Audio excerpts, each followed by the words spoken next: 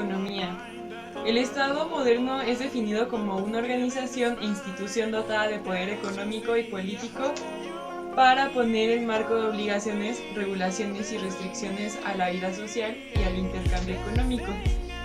Con la definición anterior podemos concluir que el Estado, al participar en la vida económica y política, impone ciertas reglas al juego del intercambio económico y a la vida social, pero a su vez es agente directamente involucrado con el proceso.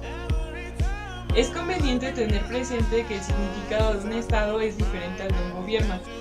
Desde el punto de vista económico, un Estado actúa a través de un gobierno, el cual puede utilizar la política fiscal, la política industrial, etc. Y se convierte en un instrumento para influir, entre otras actividades, en las económicas como la inversión, inflación, empleo y pobreza, con el fin de alcanzar determinados objetivos. Existe un debate en torno a la inversión del Estado en los procesos económicos. Por una parte, encontramos a los que se inclinan por una menor intervención del Estado y por otra a aquellos que se consideran que ante los problemas que acompañan a los ciclos económicos, como la pobreza, los problemas ambientales, etc., la participación del Estado y del gobierno en la economía son fundamentales. Las tareas o funciones del Estado en economía son al menos redistribución de la renta, estabilización de la economía, asignación de recursos, promoción del crecimiento y regulación económica. Los instrumentos que un Estado a través del gobierno utiliza para influir en la economía son los impuestos, el gasto público, las transferencias y la regulación. Institucionalismo estatal, desarrollando una innovadora forma de concebir el Estado. El institucionalismo estatal relaciona las interacciones entre instituciones, mercado y agentes económicos. Esta teoría tiene como su origen en la economía neoclásica, pero afirma que a pesar de que existen fallas en el gobierno, estas pueden ser corregidas en favor del bienestar mayor que el Estado es capaz de proporcionar a los ciudadanos de un país. Por ser una organización dotada de poderes necesarios para actuar conforme al interés público, por una parte restringiendo las conductas maximizadoras y egoístas de los individuos y por otra parte creando nuevas instituciones. Las nuevas instituciones fijan las reglas del juego a través de un conjunto de restricciones que limitan las posibilidades de intercambio, regulando los derechos de propiedad y los contratos. El hecho de que las instituciones funcionen o no se debe al poder que forman y que controlan que el mismo gobierno tenga sobre la sociedad y de la información posible, por lo cual pueden contribuir a su vez a los costos de transacción, ya sea que reduzcan o que aumenten, proporcionando a la sociedad mayor eficiencia. En la actualidad es aventurado medir el impacto de las instituciones en la sociedad, pero con ellos se pueden reducir los riesgos y las incertidumbres económicas y al social, para que con ellos mejore la distribución de los recursos en la economía. Escuela clásica. Es considerada la primera escuela económica moderna, la cual decía que las mercancías se movían en un mercado de competencia perfecta, y sus principales exponentes fueron Adam Smith y David Ricardo. Las ideas del intervencionismo estatal tenían cierta aceptación incluso antes de la crisis de 1929, pero solo fueron acogidas ante la persistencia de la Gran Depresión y tras la sustentación teórica por parte del economista John Maynard Keynes. El contexto político y económico mundial estuvo influenciado hasta la década de los 30 del siglo XX, por lo que hoy se conoce como liberalismo clásico. Este pensamiento, que se inició con las ideas de Adam Smith, suponía la total autorregulación del mercado y por ende la no intervención del Estado, que se limitaría a vigilar la economía. En este sentido, su única función sería la de observar que se cumplan las leyes del mercado, es decir, que los agentes económicos no obstaculicen su libre proceso, lo cual se basaba en el supuesto de que la oferta crea su propia demanda, lo que induce a un equilibrio de la producción y el consumo, además de generar pleno empleo. Los periodos históricos económicos de los años 30, década de la Gran Depresión, dieron pie a muchos estudios sobre asuntos macroeconómicos.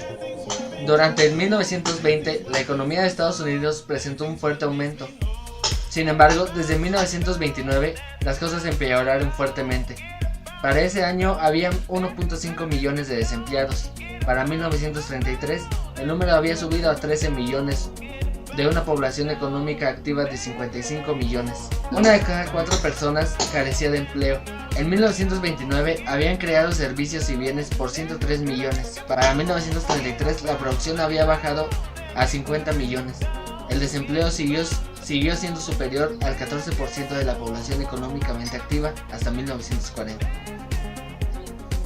En esta década la depresión y el sufrimiento fue tal que se llegó a pasar a Europa y más allá. La cantidad de suicidios aumentó un 30% y millones de familias cayeron en la pobreza.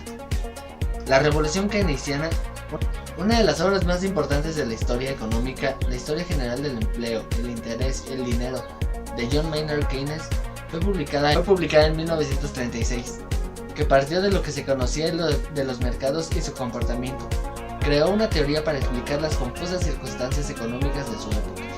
El capitalismo es un sistema económico en el que los individuos privados y las empresas de negocios llevan a cabo la producción y el intercambio de bienes y servicios mediante complejas transacciones en las que intervienen los precios y los mercados.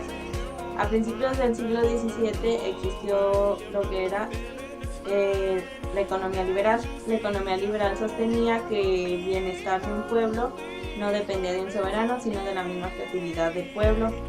Entonces esta economía liberal evolucionó y entrando el siglo XIX se convirtió en el capitalismo liberal.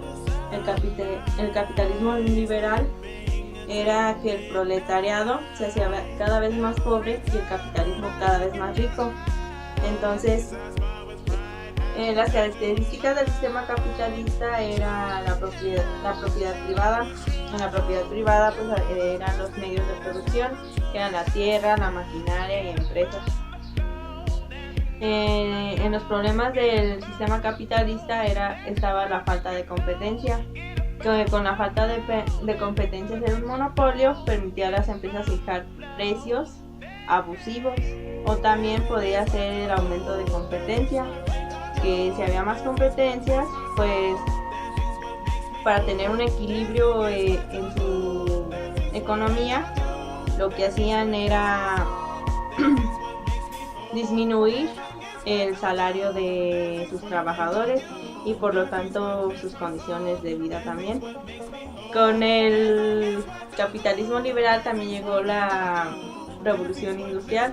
Con la revolución industrial, por ejemplo, en una empresa donde trabajaban 500 trabajadores, con esta revolución despedían a la mitad y eran reemplazados con estas máquinas, y entonces al capitalismo le salía mucho mejor porque ya no pagaban todo eso.